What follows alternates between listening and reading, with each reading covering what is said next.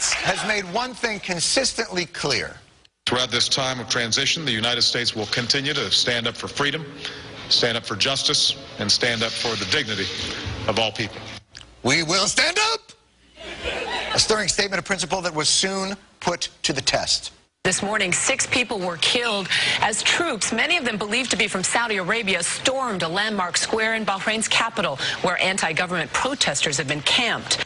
Wow, peaceful pro-democracy protesters getting killed in the streets by their own regime. There's no way our freedom-supporting administration is going to stand for this, Batman.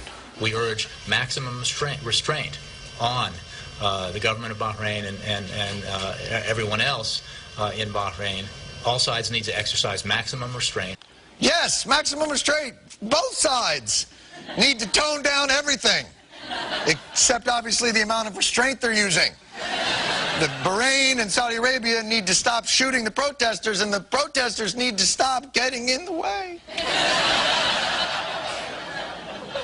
Why do the rebels in Libya get the help of hundreds of Tomahawk missiles, whilst those in Bahrain get a, hey, tone it down, will you? John Oliver is here to help explain. John, Thank you,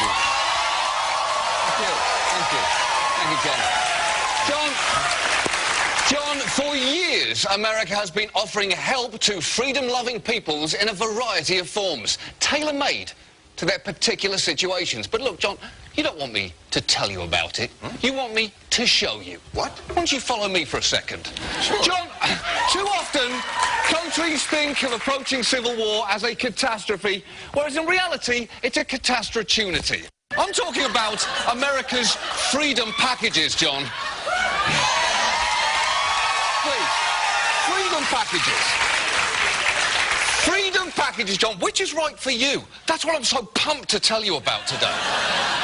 John, can any country apply for one of America's freedom packages? Absolutely, John.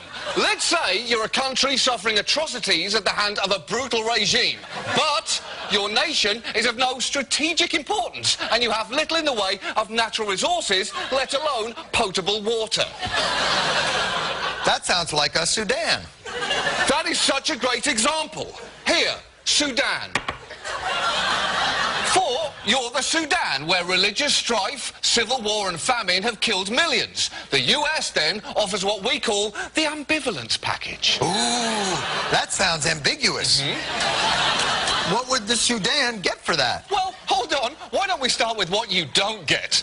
No committed verbal, financial or physical support from the US government, but we will express periodic interest in your plight, and you'll receive limited access to Bono, Sean Penn, Angelina Jolie, George Clooney, and anyone who's ever been in a movie with George Clooney.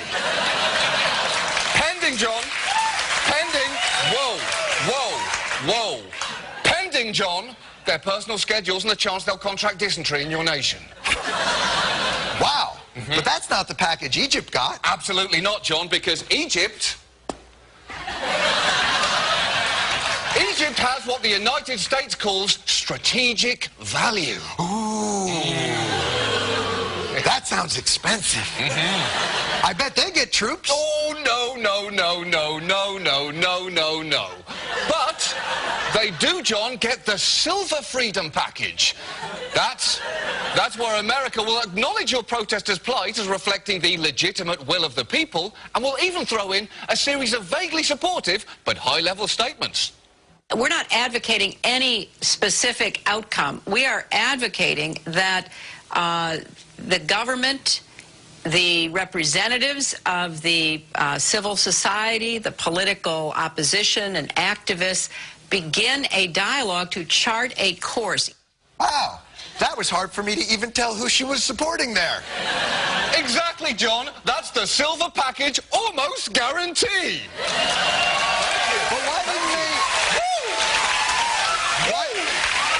why didn't they get the military tomahawks with the missiles and the fighting and the blowing up? John, that's the Platinum Package.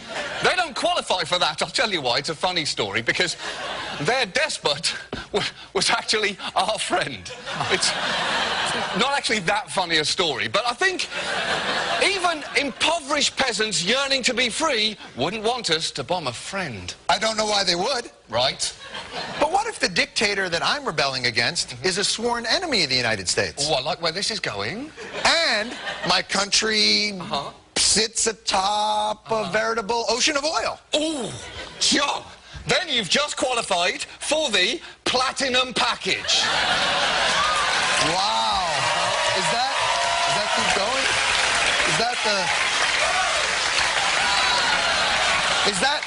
That's nice. Is that the package Iraq took? Yes, the second time.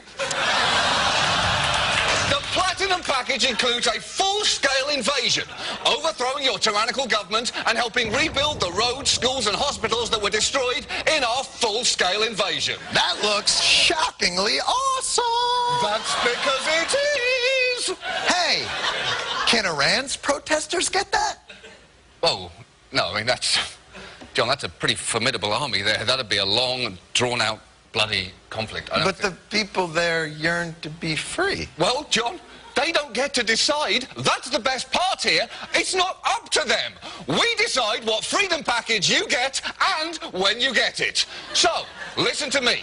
Freedom-seeking people of the Middle East, get out there in the streets and put your lives on the line, because America might be right behind you. Freedom packages may cause America to experience unintended consequences, including but not limited to inflammation of local or ethnic tensions, strengthening of one or more of America's traditional enemies, current allies becoming future enemies who one day use American-supplied rocket launches against us, jobless unmarried 19-year-old men with dynamite underwear may wish to take out frustrations on freedom package suppliers. If you experience an insurrection lasting over 4 months, seek diplomatic attention immediately. Offer not valid in West Bank or Gaza.